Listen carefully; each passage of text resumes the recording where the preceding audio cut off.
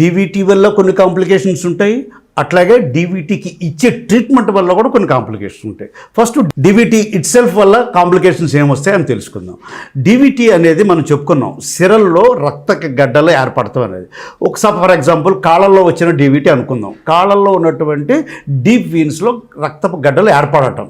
ఒక్కొక్కసారి ఏమవుతుందంటే ఈ రక్తపు గడ్డలు అనేవి అక్కడే ఉంటే ప్రమాదమే ఉండదు, ఎమర్జెన్సీ సీరియస్ కండిషన్స్ ఏం రావు. అలా కాకుండా ఒకసారి ఆ బ్లడ్ క్లాట్ అనేది కాళ్ళలో ఉన్నటువంటి సిరల లోపల డిస్లాడ్జ్ అయ్యి ఏదైనా కారణం వల్ల బ్రేక్ అయ్యి ఆ బ్రేక్ అయినటువంటి రక్తం గడ్డ పైకి గుండె వైపు ప్రసారిస్తూ గుండెలోకి వెళ్ళచ్చు, గుండె దగ్గర ఆగిపోవచ్చు, లేదా గుండె దగ్గర నుంచి ఊపిరితిత్తులకి వెళ్ళే క్రమంలో అక్కడ కూడా అడ్డుపడవచ్చు.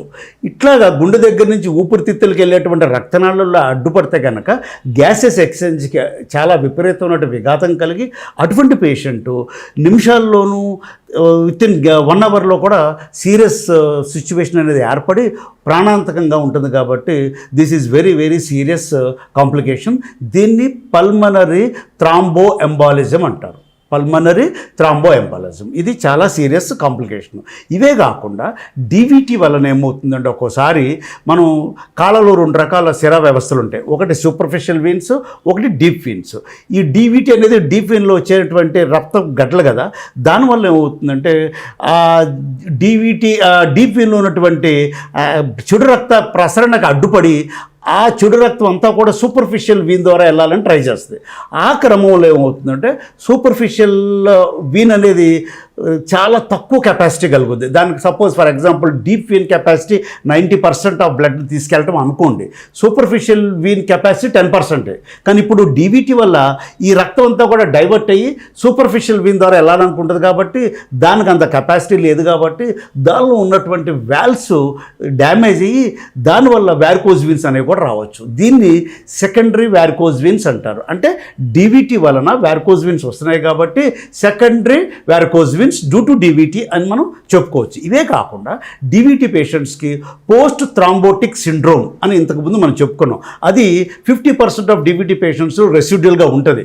అటువంటి వాళ్ళలో ఏమవుతుందంటే సిర అనేది మెత్తగా స్పాంజిలాగా ఉండాల్సిన సిర గట్టిపడిపోయి దాని యొక్క లూమెన్ పరిణామం తగ్గిపోయి కొంత ఈ ప్రసరణకి రక్త ప్రసరణకి చాలా అంతరాయం కలగటం వల్ల వాళ్ళలో ఏమవుతుందంటే డ్రైనేజ్ ప్రాబ్లం, అంటే ఈ వీనస్ బ్లడ్ డ్రైనేజ్ ప్రాబ్లం ఉండటం వల్ల రిపీటెడ్గా సెల్యులైటిస్ కూడా రావడానికి అవకాశం ఉంటుంది.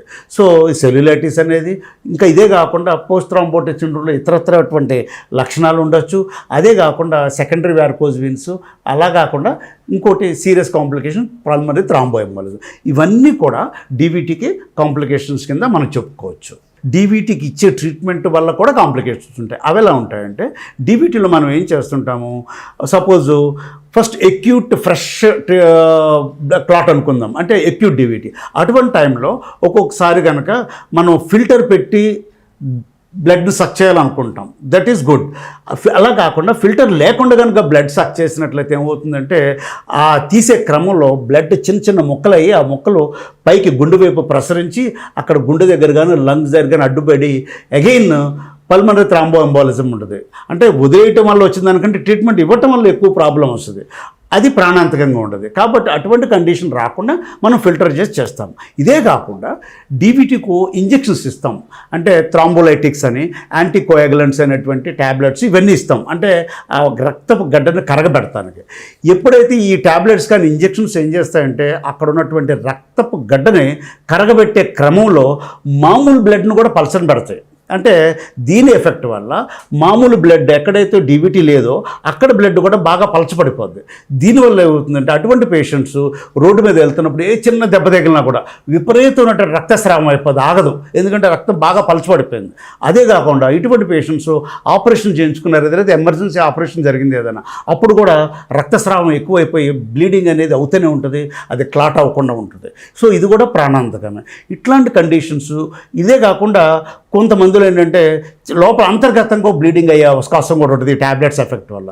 సో ఇవన్నీ ట్రీట్మెంట్కి ఇచ్చేటువంటి మందుల వల్ల వచ్చే కాంప్లికేషన్స్. అయితే పేషెంట్స్కి ఈ ట్రీట్మెంట్ వల్ల ఇచ్చేటువంటి కాంప్లికేషన్స్ రాకుండా ఉండటానికి, ప్రివెంట్ చేయడానికి, వాళ్ళకి మంచి అవగాహన కలిగించడానికి మనం ముందుగానే పేషెంట్కి చెప్తాం, ఈ ట్యాబ్లెట్స్ మీరు వాడుతున్నారు కాబట్టి రక్తం అనేది బాగా పలచబడుతుంది కాబట్టి ఈ పలచబడటం వల్ల ఇట్లాంటి కాంప్లికేషన్స్ ఉండొచ్చు అని చెప్తాం. అంటే కొంతమందిలో ఏమవుతుందంటే అంతర్గతంగా స్టొమక్లో అన్నవాహికలో ఏదైనా బ్లీడింగ్ అయితే అది ఎలా తెలుస్తుంది, మనకు కనపడదు కాబట్టి బ్లాక్ స్టూల్స్, అది నల్లటి మోషన్కి వెళ్ళినప్పుడు ఆ నలుపుదనం అనేది వస్తుంది. సో వాళ్ళకి చెప్పాలి, ఏదైనా మీకు బ్లాక్ స్టూల్స్ వచ్చినా కానీ, లేదా ముక్కు నుంచి బ్లడ్ వచ్చినా కానీ, లేదా దగ్గినప్పుడు ఏదైనా బ్లడ్ పడినా కానీ, అలా కూడా కాకుండా మెన్సెస్ ఉన్నటువంటి స్త్రీలు కనుక ఈ ట్యాబ్లెట్స్ వాడితే మెన్సెస్లో ఎక్కువ బ్లీడింగ్, విపరీతమైనటువంటి బ్లీడింగ్ వచ్చినా కూడా ఇమ్మీడియట్గా ట్యాబ్లెట్స్ ఆఫ్ చేసి డాక్టర్ గారిని సంప్రదిస్తే వెంటనే డాక్టర్ తగు విధమైనటువంటి సలహా ఇస్తారు కాబట్టి ఇది చాలా చాలా ఇంపార్టెంట్.